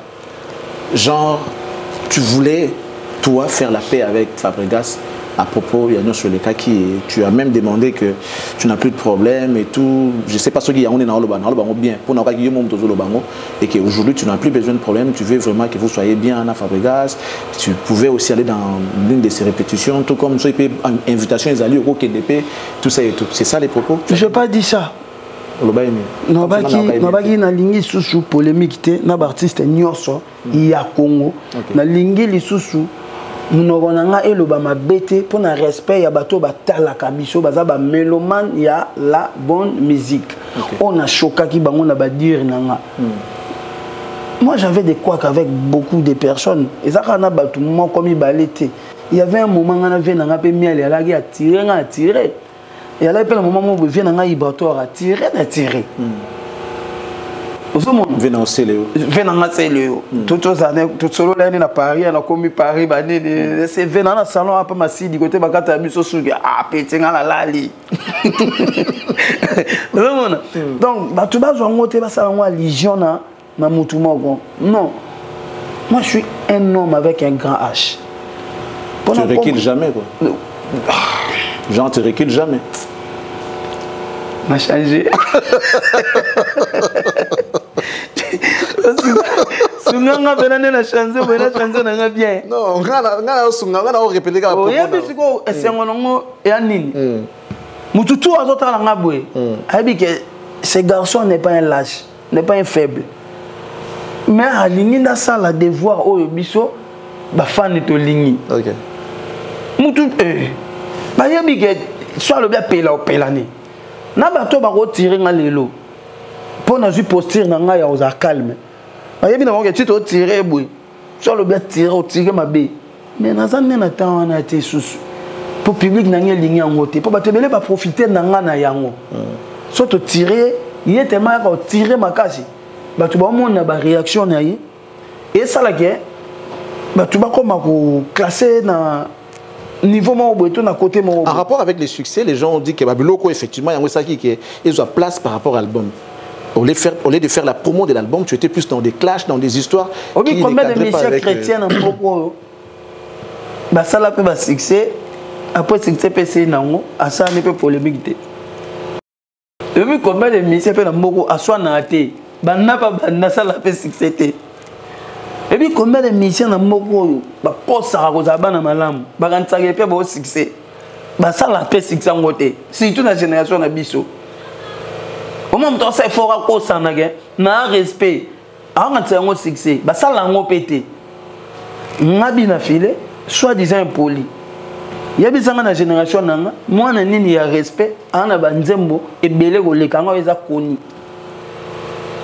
Bino boza ba vie, pardon pour notre citoyen. Il y a pas de problème. Boza ba vie na biso limbisanga, boza ba vie na biso, botala ra biso bo mona carrière na so na ndezo kende. Bolongola ba parti pris na ko kotela na ko tshaba to à l'aise. Depuis bina filé na ba jeune o ba sala rumba, abima na 2019 tilelo. Tu en 2024. Car on a soi-disant impolitesse nanga ou to soi-disant respect nanga. Nani yango sia yo sama mukole kabina filé. À côté rumba. La réponse est claire. Mais est-ce que... On répond de ça. Mais la réponse est claire. La réponse a toujours été claire. C'est lui qui bouge. C'est lui qui a plus de chansons. C'est lui qui est plus écouté ses buts d'affilée. Moi, je ne peux pas... on ne peut pas se valer la face. La génération n'a biso. Azate. Non, non, si tu connais ton bête, banda consulter. Nous avons 2 millions de vies. Na rumba. Est-ce que Mbongo a changé un peu Moutou? Mbongo n'a pas bien. Mais si, ça t'est fait. Est-ce qu'on a mis Koumi, ça m'a dit. Ah, ok. Merci. Pas le temps. Il a grâce. Il a na propre fort na ngati. Ndena okoma place wana ila Nzambe. Nana ba tilelo. Na soi-disant ba ta respect, soi-disant nga mutu impoli. Mutu na ba nzembo ba millions de vies ko le kangate. Mutu na ba réalisation, ya ba nzembo nga na nango. Ate, mutu na ba chanson populaire. Ate, mutu a betaka ba concert ko le kanga. Ate, mutu a zwa ka caché. Ko le likolo na nga. Tondenge mona nga. Ate. Caché ba loba ate, yo yeba onde. Yeba naka. Ah, oyeba onde. Oyeba na ndeni. Yeba na ndeni. Eza kwa na musala. Mutu aza ba diplôme ebele. Na mutu aza diplôme moko. So boke ba engagé bino. Ba pesa bino poste monte. Salaire na bino pesa ndé monte. Moi j'ai des chansons connues. O eza ke ba génération nyonso ba yebi yango. Même en termes de business, so producteur alinga beti sanga concert. A beti sanga par rapport ya ba œuvre ona nango. La popularité on est bien d'accord mon vieux. Ce qui va linga beti sa mutu aza na scène nga. On va peut-être na nzembo moko kaka na vie. Ça peut se faire mon selon Nzembo Mopo. Nzembo égale popularité. Soit il y a 20 chansons où ils ont connu. Non, il y a combien de bateaux Nzembo a 21. Soit qui est-ce qu'on a 2000 Nzembo. À ça on a 3 bateaux, 4 mois, il y a un concert. Ok. Dans ce sens, on a un loba. Donc, il faut tous à la respect. C'est bien pour la carrière, pour tous à bateau. Faut tous à la respect. La vie dans nous, il faut à mission ou pas faut à respect. Mais respect de tes carrières. Voilà. Ok. Respect de tes carrières. Carrière est à travail. Carrière est à Moussala. Ok. Faut linga Moussala. Et puis faut à Tanayo. Récite. Et à Mamba Tanayo. Mais on peut ce exemple, mon vieux. Tu fais un tout le monde dit DJ Momboshi. Abimé les bichos art. Ah, on a pour ça papa t'es na musique. Papa n'est nan. Abeta une orchestre nan. Aïe biso comportement té, aïe biso ndenzembo. Ana comportement né ma bene ya malamu. Si siko lo no ba lobby c'était, tout le monde no ma benete. Mais so ba ndo take abi sapé, ba parti na o pas mutu ça sensible. Ba gali gavel ba bimela biso. To ba bima le na musique ya Congo. Papa né nan, abeta no kesa nan. Tu regrettes le fait d'avoir un papa dans la musique? Non, on a un papa dans la musique. Ah bon? Bien sûr. Et je t'ai vu poster un monsieur, tu as dit c'est mon père. Voilà. Ah, mon Dieu, c'est que Zoa n'a pas papa chéri à Tabagutuba. Il y a des papas nanga. Bon, au moins il y a comme on a eu bani nango penate na milieu musical puis ça musique n'est pas musique en Zambie quoi. OK. Voilà. Et tu as été bon, vas-y, finis comme ça, je vais poser une question. Mais un mentor. C'est qui c'est mentor? Fabregas. Ok. Mentor, fier de l'avoir comme mentor? Bien sûr que oui, parce que nous sommes à comment nous sommes destinés. Avec bien filé, il faut les gars, pas Fabregas. Après lobby, au salapé carrière nayo. Avant bien filé les gars pas Fabregas, fallait que Fabregas ça les gars non pas badakumouda pe. Pas voilà. Pas badakumouda. Ok. Pour rappel avec moi. Un mois pas d'akumouda. Ah bon? Voilà. Wow, ça c'est une révélation. Il faut aller kakuna après aller kapa wera après pas wera il peut faire un bateau ba aller kapa na ye bateau ba aller kapa na ye pe ba biso le lope ba bene ba aller kapa pa na biso donc eza vie ngala ko ka kokima ngote eza destin so il peut na ba ina sala effort na bima na ndenge na ngamo peut-être ngai simbate fa ko le canon kakuna po eza plan ya Nzambe après oyo misa chiko ba énergie na moko et c'est mon rapport.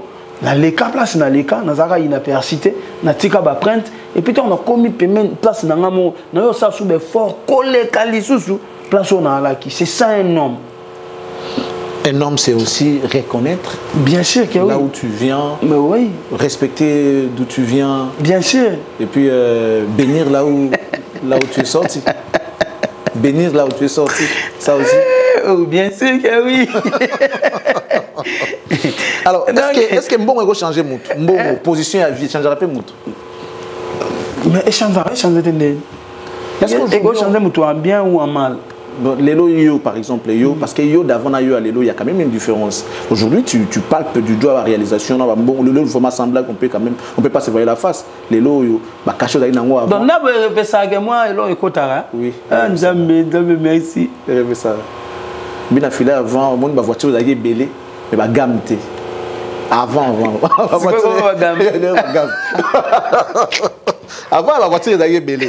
C'est vrai que tu aimes les voitures, tu aimes les voitures. Avant, tu voulais avoir des voitures, tu avais des voitures. Mais ça y est, gamme, les lots quand même, la voiture est belle, paie ma gamme. Donc ça veut dire que le niveau est monté. Est-ce que ça t'a changé quand même? Et puis ça, on peut moi, l'eau, mon boulot, mon akino, Nazara n'a pas boité.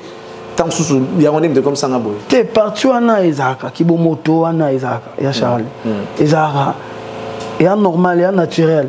Mutumo ta koso ke ngambongo echanzanga te mbongo echanza mwandam na ndenge kaka oyo mutalingeli ata façon kolia o changer façon ya olata o changer bandroit où faut fréquenter o changer et anormal et la nature. OK. Voilà. Je t'ai vu rentrer dans le bercail na monyo na banga moyo. Ouais, na kisenso. On va d'ailleurs balancer des images. Serge va nous aider avec Gédéon Kiakou, ils vont nous mettre les images. Baninga, Sakana, Baninga, Kipaki, pour ceux qui ne savent pas, les âgés de 6 passent à la rangue à Libaya, Mouneni. On a coupe, on a miné, on a Bobetan. Tu sais jouer ça ou bien au Guinée, qu'on a Bobetan? Vous voyez qu'on a déjà Kalato, Guinée. Kala. Vous avez un peu un bon. Une manière de faire plaisir. C'est un Nakala, avant, on a conscience, on a le logo Beta, Bajewane Zamabe.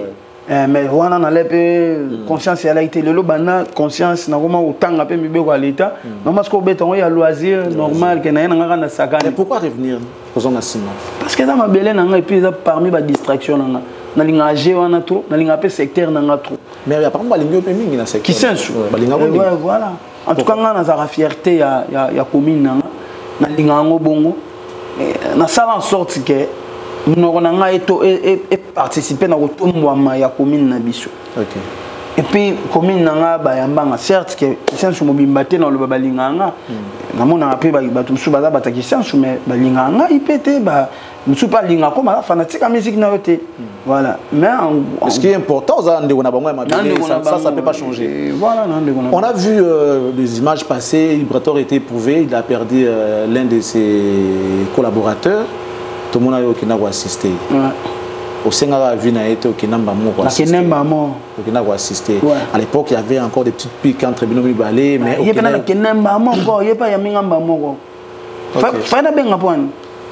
non, pour n'attendre ce qu'on signale, pour nous, on a été non, on a musicalement.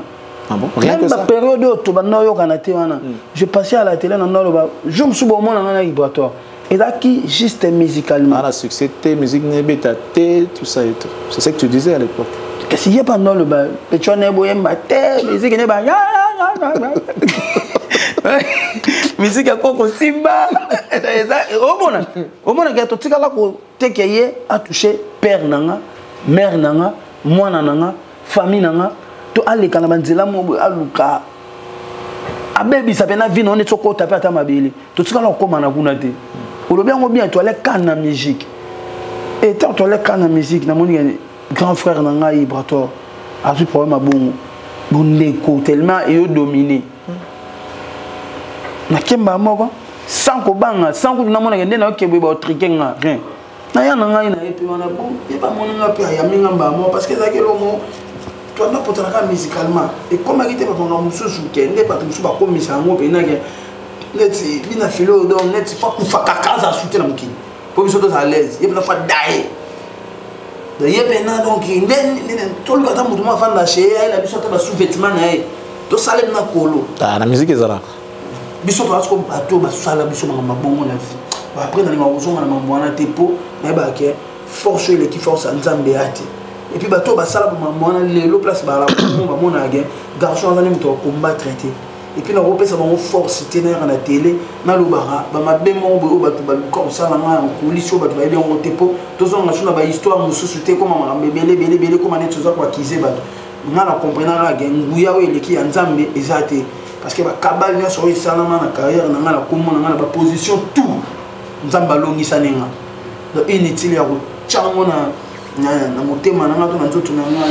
Si on t'avait appelé, c'était pour marteler sur ces événements que tu as en Europe.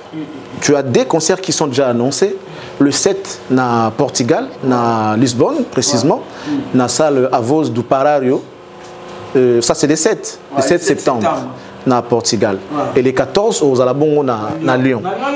Précision pour billetterie. En tout cas, Portugal. Azapé la façon naïe, où a géré la salle naïe. La salle à Portugal et à n'engé mon côté. La salle à France. La salle à France, Belgique, système de billetterie. Ça bon côté. Donc jusqu'à là, nous avons arrêté à côté de billetterie. Pourquoi? Parce que nous sommes introduire le système ouana. Et ça la digital. Et ça la digital parce que on a des fanatiques dans le pays et belé à l'Europe. Donc il fallait qu'il toque. Na producteur na bato salle ba ça enregistrer na Fnac et pour Fnac programmer biso pour etchas go salle na billetterie ça mambo kuna ezalate ouf donc difficulté de kudani nango yango wana et si producteur a joué qui salle même en billetterie bango ba yebi ngote faut maintenant faire les démarches. Il y a Portugal et ça bon. Mais oh yo Zouaki. OK. Voilà donc bato ba robeta ça le wana ba kotala ta ba concert ba to mususu ba mona kuna ba na système de billetterie. Il faut acheter les billets sur place. Faut sur place. Alors pour l'instant pour na bato ba zwango ba zana no ba programmer na ndenga Fnac to ba ko ke na salle ba so ba billet. En tout cas le quoi déjà tout entamé qui ba démarche na Fnac, je pense que tout ça na kanda moko faut producteur à même pour que code déjà bimaki pour qu'il va signer et puis donc je pense que tu vas faire une semaine après tout ça moi moko presque moi moko parce que le 7 déjà septembre concert première semaine il y a mois donc il y a des concerts ezali et pour na en tout cas Bosomba déjà dans la salle babillet et puis la salle na bango babillet ah d'accord le même jour babillet mais tout ça là tout attends tu kana une semaine et teka maintenant na bongo en ligne attends tu kana une semaine faut fungula billetterie pour et biga congolais pe nazara so moni bon ta moi ka lokwa exact obeta nani. Ça c'est bien. Après tu vas aller à Lyon le 14 septembre. Ouais, on va à Lyon. La salle est déjà connue. Na pesi on a tout ça là-bas. Pas pour parler. Pour parler na bombe pe komoya mutobet sabiso. OK. Voilà.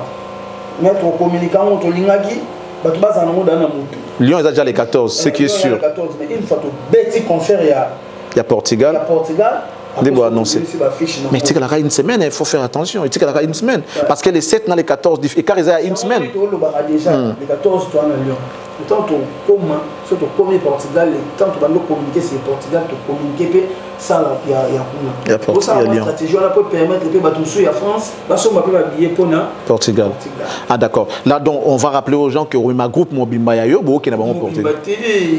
Mais ça dit quand on parle de groupe, attends d'abord qui n'est pas groupe genre en fait bon, genre ils a choqué c'était ali na concert na groupe na yo. Voilà, moi bateau baza chanteur. Voilà. Dépendez en raboter les mimbo auto chanteur, auto chanteur na instrumentiste. Donc groupe et quoi ya? Non, mais moi, une grande partie à groupe. Comment précisera bien? On a mon nom. Bon. Au mon ami. Tu es au mon ami. Tu es presque beaucoup de la super macam. Au moins, il a fait la Portugal, un musicien moko. Tu es musicien, mais au moins, vous avez peine. Il a fait la même 60. Donc, un journaliste, c'est un musicien. Soit PC information, il y a Olobani. Soit vérifier, tu as PC information, non? Il y a 60 personnes. L'information, il y a la soupe, il y a YouTube, Internet et les réseaux sociaux. Oh, il y a les réseaux sociaux. Le monde n'a pas pu nous simmer et l'eau utilité n'a pas boy. Ni ça m'a 1900 ni on a la cocotte dans la recherche. Ouais, on n'est pas pareil. Non, le bail même dans la musique, donc il y a des gens qui sont bons et des gens qui sont moins bons. Après, tu as un phénomène, il y a presse bon et accompagné un peu mensonge. Ok. Pour bazar wa binoté, bazapi. Abi pendant que Micha fane na plateau à cause ça mais api petit nanga, toi api massa nanga. Toi api petit ya massa nanga mo boy. To bon après c'est moi 20. Na accompagné un mensonge. Non, dis pas on va 20 bazora on va 20. Tu ça ka lo baka rapport mes actes. 20 dans limité. Alors on va aller pour chuter, sinon nous sommes très contents. Ah bon?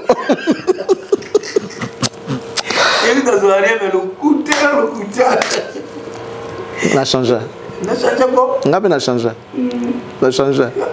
Je tiens à dire un grand merci à M. Toussaint, le patron de M4 Commercial. Je précise, je t'invite sur à Kinshasa, à habiter. Au salon, ça fait plaisir. Moi, on a un jour en kilote.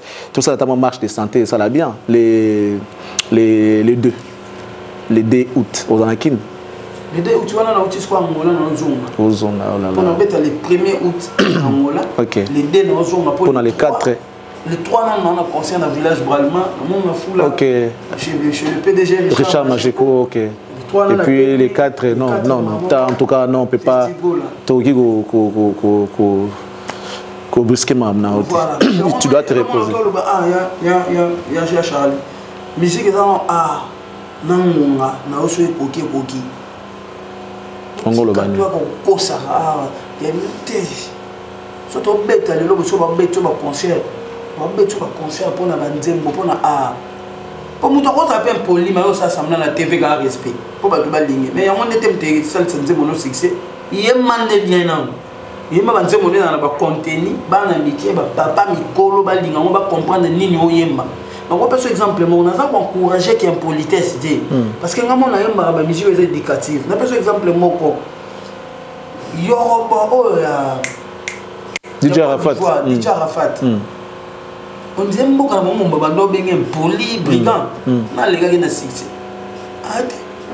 banda le nom ça va mon mais ce qu'il a aimé, et ce qu'il a aimé, voilà, il faut taper la réalité en face. Il y a des gens qui ont dit Moussa Pipé, autant la musique, autant la vinayo, c'est ça les problèmes.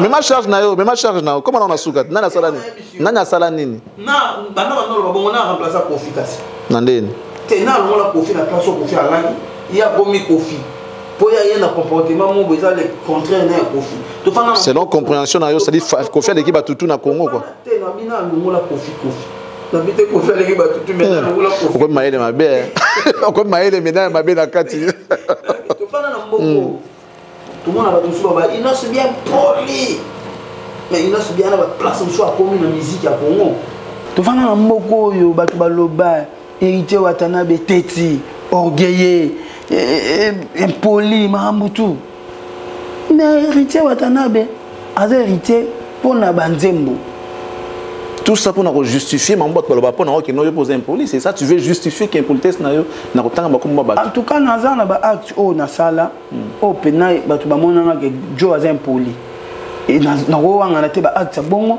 et mona na de nature bien sûr que oui ça le logo public et c'est pas na pourquoi tu défends ça tu défends l'impolitesse non na linginde na loba boya Charlie comportement ya mutu eza maka mususu musique pesa maka mususu musique est art.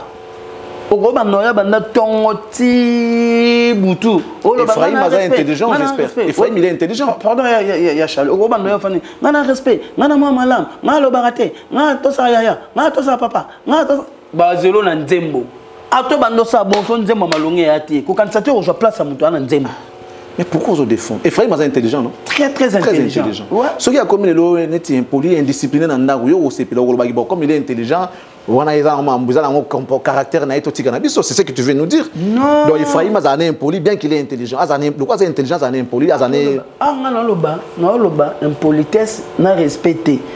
Soi-disant respect, n'a soi-disant impolitesse. Mais tu insinues quoi? Tout le monde comprend. Donc ils ont défendu l'impolitesse. La musique on peut que c'est impolitesse. Donc si on comprend bien Bina Filé est en train de défendre le mauvais comportement et la musique. Donc, bah, comment manquer le respect. Le jour où moi manquer le respect, na rolubane l'autre na otika parce que yo moko soutenir na ngo. Le roi beta musique. Je pense que bato balinga nga roleko, bazo comprendre nini na loba. Oh. Oui. Mtaninga roleka nga kozana. Bon ça c'est bon moi c'est nanga. Ah, t'es comparé bon. Bon maman biso. Bon en fait, bon c'est pas grave mais na limite que mutagolo ba bongo o sepela ngo. Nga na oloba na sens que. On a défendre que linga tout le monde un jour moi mukia manqué par rapport à la preuve tout ça na musique. Non, bi qui impolitesse c'est amabe. Ouais. Mais siko. Pourquoi on défend dans? Nous défendre ngo te. Nous loba boye. Yango ndete ko ça l'appelle respect, yango ndete art.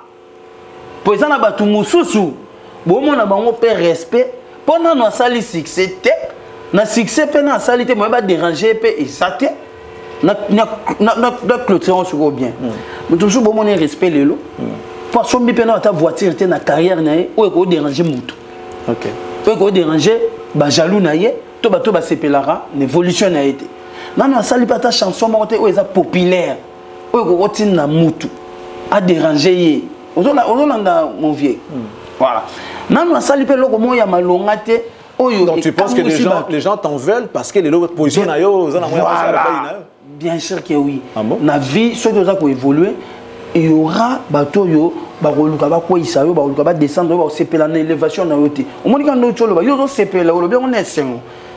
Igbi na filé, o linga ba voiture, mais ala ba gamme te. Le logo mi na ba gamme, o sepela l'évolution. Mais bi que mutum sou kande yo lobi bon place ça pas bi et ako mi se boeni. Essuyer, a sepelité l'élévation na na bénédiction nanga et bah toi bon on est bah y'a qu'à déranger ba vie à batu pourtant yo ça la réaction au bimaloko aux impoli. Qu'est-ce qu'on peut comprendre de bien affilé aujourd'hui to comprendre ni pona yo ce qu'on peut bien affilé impoli mais papa mo responsable soit yo qui nze monnaie amoni que non garçon yo an eloko nzambe katina donc ngai na c'est basé plus na ba misala na biso ba œuvre na biso ba réaction surtout ça dans la télévision et ça peut-être na émotionné na polité mais na cause émotionné na loko mo boy komelinga na cause émotionné na acte mo boy salami na perdre peu contrôle. On va clore, on va dire que au lobby tout à l'heure qu'il faut changer. On ne verra plus Binafilé dans des clashs inutiles, on ne verra plus Binafilé na makambo za nango futilité. Art. Alors on va finir avec la dernière série de questions. Quel est selon Binafilé le meilleur artiste de l'histoire de la musique congolaise? Moko. Le meilleur artiste de l'histoire. En pluriel. Le meilleur Moko. De l'histoire de la musique. De l'histoire de la musique congolaise. La musique est banatilelo. Ok. Quel est selon vous le meilleur groupe musical de l'histoire de la musique congolaise? Quelle est selon Binafilé la meilleure chanson de l'histoire de la musique congolaise?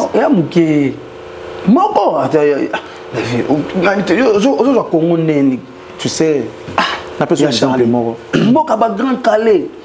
Il y a des chansons.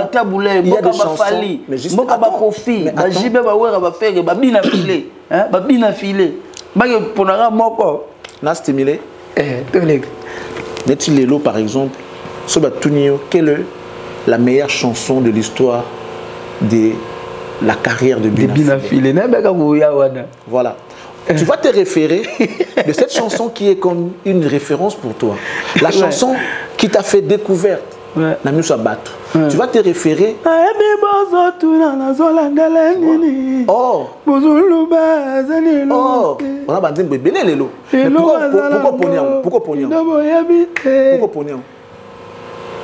parce que ça, histoire non, il y a un mot, il y a un maîtrise bien. Histoire à Congo, en musique à Congo est bandit. Il y a Charlie, il y a un botamité. Il y a un bandit, mon frère, qu'on est à succès dans Moko.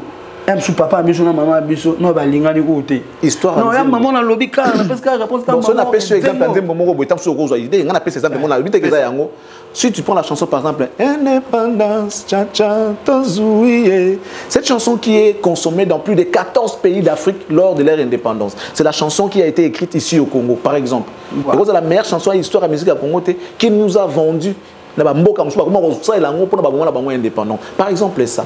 C'est pas une meilleure chanson de l'histoire de la musique congolaise?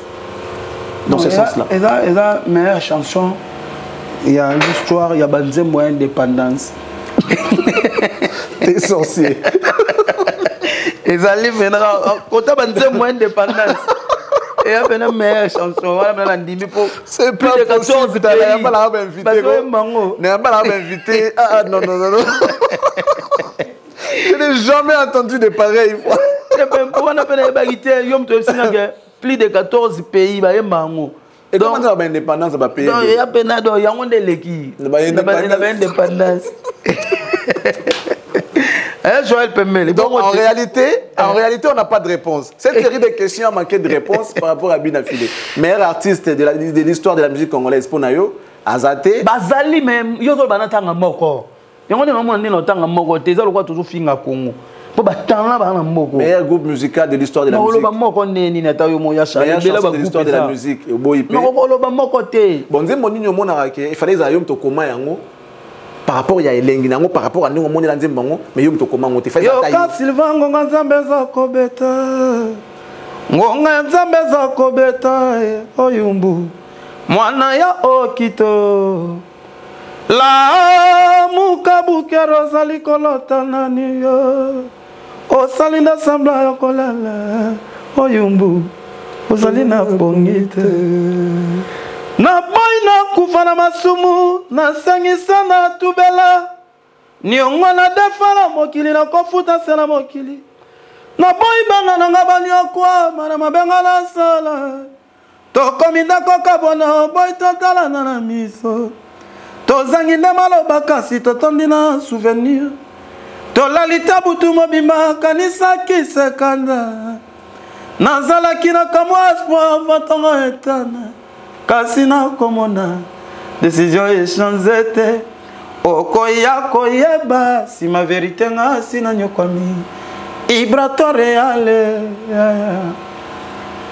e bale mindala mizingi mabele ya Afrika ezaline sembola pinzali ya pasinango sacrifice nini lisusu nga papa na mira na sala Mosika na mokili nzamba kilo sambo na ngai mongongo mazipami na makelele abavio na bafize distance kabali mokili na paradis lekinde molai ngoyo lelo na komi kobokola ofra lokolo feline sakina kakufa simana nga ebisaka j'ai mis mana bien ami ce vérité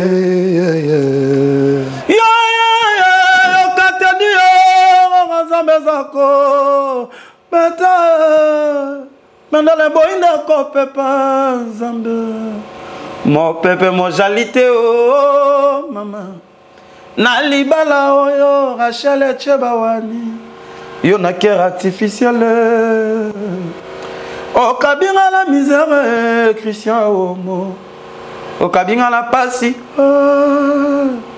Okabinga la bole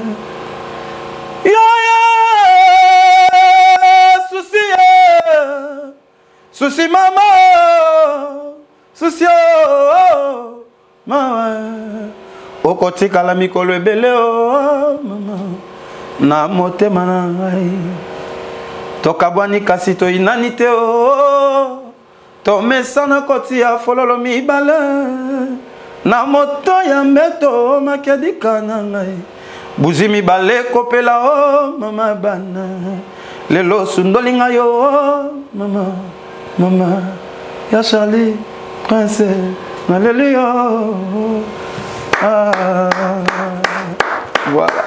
Bravo. Cœur artificiel, il y a Papa Lutumba. J'ai eu des chairs de poule. Interprété par Papa Madilou, Père à son âme, Père à leurs âmes. Voilà. Donc,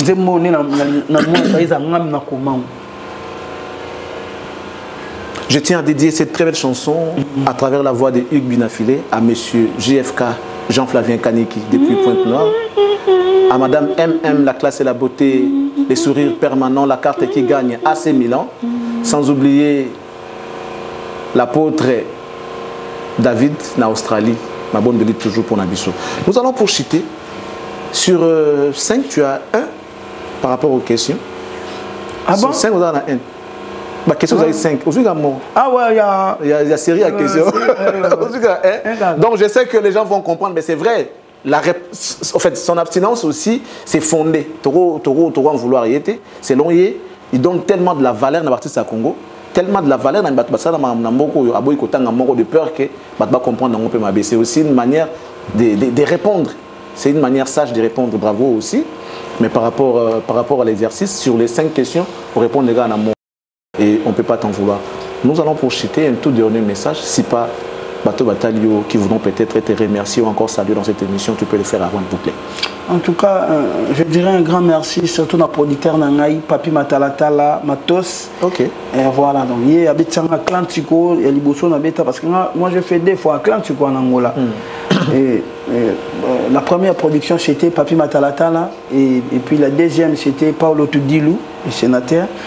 Et aujourd'hui, dans Okendobeta, en Portugal, le 7 septembre, il y a toujours Matos Production, il y a Papi Matalatala qui est le producteur. Voilà. Oh là. On le salue, Papi Matalatala Matos. Voilà. Il y a un problème, c'est un accord comment on change. Mais j'ai un producteur, il a loué salle. Il est moko. Il a foutu la bicho billet, na orchestre. Tiko, na lo baka na tchedat. Na on a botama na tchedat ga deux fois. Na showbiz moko. Na village Chetemba moko. Na kala na 2019. Nyoso mona na beta date mutachama. Voilà. On va finir. Merci Papi Matalatala. Ouais, on a fait une équipe dans nyoso en Europe. En commençant par mon manager, Papa Prince Matundu, merci pour tout.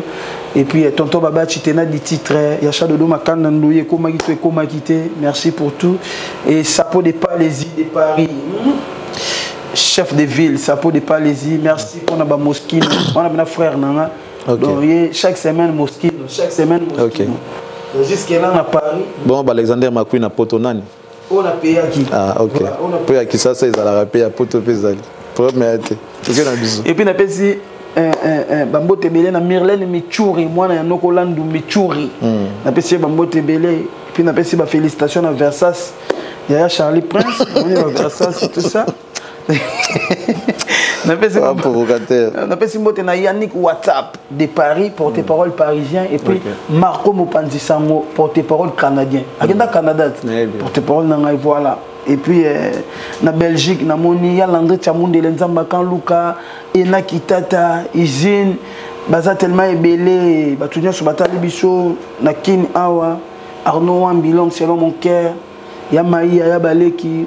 Mon général Frag Tumbabouamou Daibende à mon papa, Bambo Tebele, le président Igenzing Avouando. Et puis les bébés des papas, les bébés exceptionnels du monde, le prince Ephraim, année prochaine déjà tout chaye. Bapoudre tout ça. Ah ça c'est bien. Voilà. Ça, c'est bien. Ephraim le prince, n'a pas Bambo Tebele, Chiga Ali, Aotala papa. Et puis bon séjour, Nessika Bozali, Sainte Makedika, la plus belle femme du monde, et Miradi. Et au Fradi, bébé à papa, Bisca Bozali, en tout cas, vacances les gars bien, on a vu que bientôt, vous avez papa. Quelles vacances? Ouais. Mais bon, on a vacances. Il y a Kola. Akola ma lembate. Ah lembate. Pourquoi les lembate? Soit tu me signé dingwe. Moi il y a Koli. Il y a ça lembi déjà. Bah que moi pas il y a Koli, moi dans mutalo me kai. Il y a Koli ma lembite. Il y a Koli ma lembite. Ça c'est bien. Voilà. Bon séjour na bango Eskabali en tout cas Nzambe azana bino vacances les gars bien. Bientôt bozonga na maboka papa yobika papa lela ba bébé et puis bébé Rolls Queen. Na pesi pe bambote sikali voilà moi na ngai Arnaud Wambigo. Arnaud Wambigo c'est mon cœur de moi Arnaud. OK. Mon frère. Voilà de akuta na famille na ngapena donc et puis tout service nzamba pambola bango ya Tishombweni chauffeur numérique Joël Pemele Mukonzi ya mapinga bambote bilisikali on est ensemble. Voilà, avant de boucler, mesdames et messieurs, nous, à notre manière, on va aussi remercier tous ceux-là qui nous soutiennent, nos partenaires. Je tiens à dire un grand merci au PDG Brian Panzou, le patron de BP Conseil HEC. Merci également à la valeur sûre, Madame Tania Djenayam depuis Lyon, les 14 Binafilazan à Lyon. J'espère que Boromo Nana. Merci beaucoup. Et puis, nous vous recommandons, Madame Noëlla Yanga, pour tout besoin de documents liés au cadastre, certificat, contrat de location, autorisation des bâtures, mutation, tout ça là. Tu veux mesurer l'étendue, tu veux morceler, tu veux vendre, tu veux acheter. Contactez Madame Noëlla Yanga, l'Onengo Maman Social CB. Elle va vous aider pour avoir tout ce dont vous avez besoin. Merci à ma maman Henriette depuis la Belgique. Merci à Bruno Loubi Kambonga propre. Bon séjour à Kinshasa. Honorable Alain Boyika, l'autorité morale. Gédiel Kakolo, merci beaucoup à toi.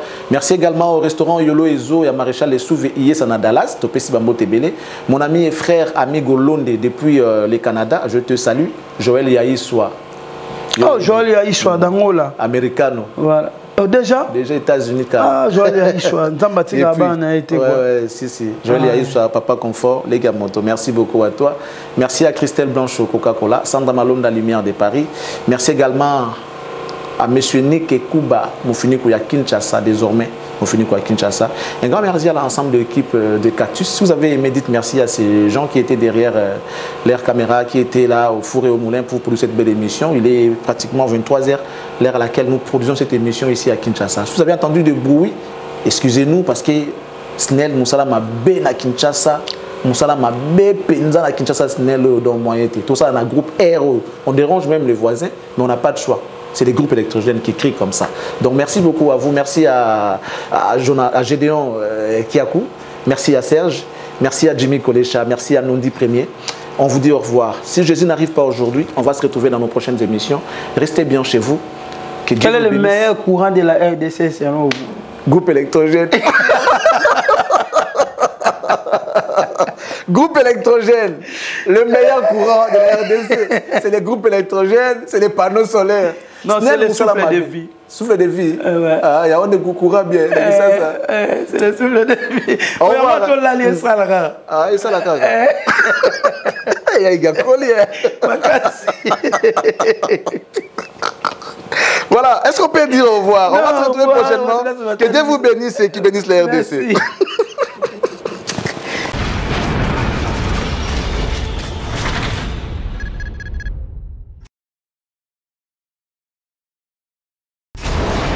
Hela, ma, on a ekolo samona boala, roga missile, na ningina loba, oye koya.